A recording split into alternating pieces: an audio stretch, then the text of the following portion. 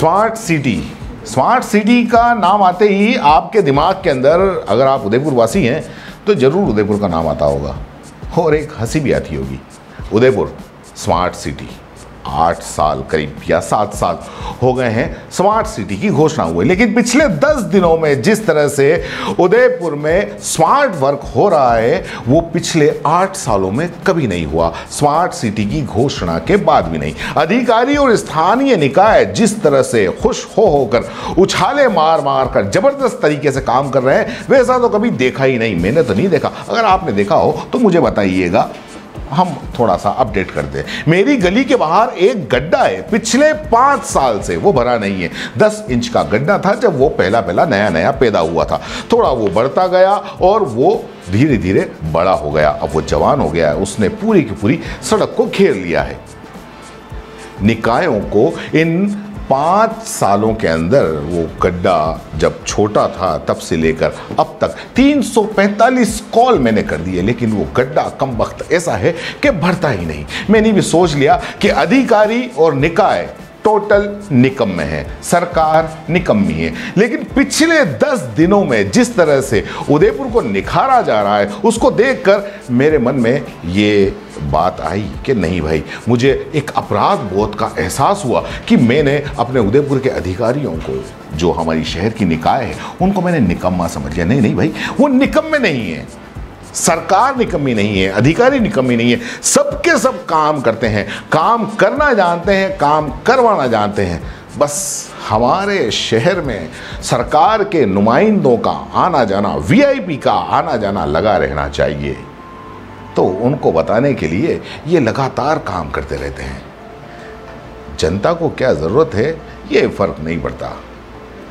नेता आते हैं, उनको जरा झटका नहीं लगना चाहिए क्योंकि उनकी कमर कुछ ज़्यादा कमज़ोर होती है, लचक न जाए, इसलिए सड़कें स्मूथ बनाई जाती हैं। जैसे कि कांग्रेस के सारे गांधी, छोटे से लेके बड़े तक, सब के सब बड़े बड़े दिग्गज नेता कांग्रेस के उदयपुर में आ रहे हैं और पूरे जमाने की चिंता लेकर चिंतन शिविर करने आ रहे हैं। 13 तारीख से लेके 16 तारीख तक यही हैं। 11 अप्रैल को यानी कि आज हमारे राजस्थान के मुख्यमंत्री श्री अशोक गहलोत जी भी शहर में आ चुके हैं या आने वाले हैं। तो उनके स्वागत में भी जो सड़कें सुधारी जा रही हैं और जो सौंदर्यकरण का काम किया जा रहा है वो हुजूर देखते ही बनता है। आप जरा निकल जाइए सड़कों पर, एक गड्ढा आप बताइए, मतलब कि इस लुटे पुटे टूटे फूटे शहर को दुल्हन की तरह सजाया जा रहा है। उस दुल्हन की तरह सजाया जा रहा है जिसका चेहरा मोहरा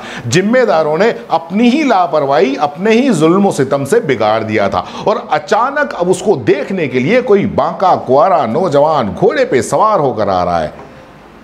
तो खैर, उदयपुर के दिग्गज आ रहे हैं तो इन्हीं की मेहरबानी की वजह से जो बिगड़ा हुआ शहर पिछले 5 सालों में नहीं सुधर सका वो पिछले 10 दिनों में सुधर रहा है। जो सड़कें जमाने भर के जिसमें गड्ढे थे, जो सड़कें हमारे शहर की, जो चांद की ज़मीन का एहसास हमें करवाती थी इस शहर की सड़कें, अब वो स्विट्ज़रलैंड जैसी लगने लगी हैं, या फिर अगर नेताओं की भाषा में कहें तो हेमा मालिनी या कैटरीना के गालों जैसी लगने लगी हैं। ये वक्तव्य मेरा नहीं है, ये जो नेताओं ने दिया था उनका है। बहरहाल मेरा उदयपुर बदल रहा है और उम्मीद करता हूं कि उदयपुर में साल में एक बार सत्ताधारी पार्टी के बड़े बड़े नेता इस शहर का चक्कर काटते रहें तो मेरे शहर का विकास होता रहेगा। और मेरा अगर ये खबर राजस्थान सरकार के जो जिम्मेदार हैं, चाहे राजस्थान सरकार के मुख्यमंत्री, अगर वो देख रहे हैं तो मेरी एक विनती आप जरूर माने। मुख्यमंत्री जी, आप साल में 1 बार 2 बार शहर का एक चक्कर काट लीजिए। कुछ नहीं तो कम से कम मेरे शहर की सड़कें सुधर जाएंगी, विकास होता रहेगा। क्योंकि जनता के हिसाब से विकास नहीं होता, विकास होता है वीआईपी मूवमेंट के हिसाब से, जो कि इन दिनों उदयपुर शहर में हो रहा है। बहरहाल आज के लिए इतना ही। जय हिंद, जय भारत। दोस्तों, सीबीसी न्यूज आपके सहयोग से लगातार बढ़ता जा रहा है। स्वतंत्र पत्रकारिता का सहयोग करने के लिए आपका धन्यवाद। सबसे पहले तो जिन लोगों ने हमारे चैनल को सब्सक्राइब नहीं किया है, तो पहले सब्सक्राइब करें, जिसका कोई शुल्क नहीं लगता और बड़ा आसान है। बस नीचे दिख रहे लाल सब्सक्राइब के बटन को दबाना है और पास में दिख रहे बेल आइकन को भी दबाना है, ताकि आपको अपने सीबीसी न्यूज के हर अपडेट्स मिल सके। हमारे इंस्टाग्राम पेज और फेसबुक पेज को भी लाइक करें, फॉलो करें, वहां पर भी आपको मिलती है तरह तरह के अपडेट्स। हम पूरे राजस्थान से आपके लिए लाते हैं वो खास खबरें जो आपके लिए जरूरी है, और वो भी पूरी बेबाकी के साथ। पत्रकारिता के इस मुश्किल दौर में आपकी आवाज जिम्मेदारों तक पहुंचाना ही हमारा लक्ष्य है, और ये आपके सहयोग के बिना संभव नहीं है। हमारा सहयोग करें, स्वतंत्र पत्रकारिता में अपना योगदान दें और ज्वाइन बटन पर जाकर सदस्यता लें, चाहे सबसे छोटी सहायता के रूप में ही क्यों ना हो। जनता की बेबाक आवाज बने रहें, उसके लिए सहयोग आपको ही करना है। सब्सक्राइब करिए और ज्वाइन बटन पर क्लिक कर सदस्यता ग्रहण कीजिए।